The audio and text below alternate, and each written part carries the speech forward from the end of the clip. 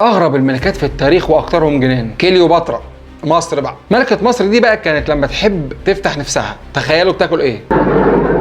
كانت بتاكل قطعة من الشمام متبلة بتوم. ملكة بقى وتعك زي ما هي عايزة.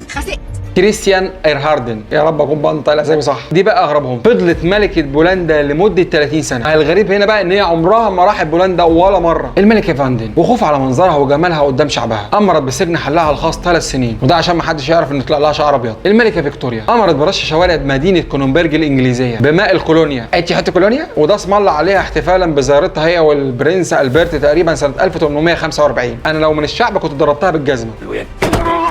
أنا برلين، زوجة الملك هنري الثامن، دي كانت بتلبس دايما جوانتي صيف او شتاء، وده عشان تخفي صباعها السادس. كانت لها صباع سادس عشان ما تبانش بالكائنات الفضائيه. واخيرا كاترين العظمى امبراطوره روسيا الرشا، كانت بتجيب حد يزغزغ لها رجليها. كانت بتشرب في فطارها 5 كوبايات قهوه يا مؤمن.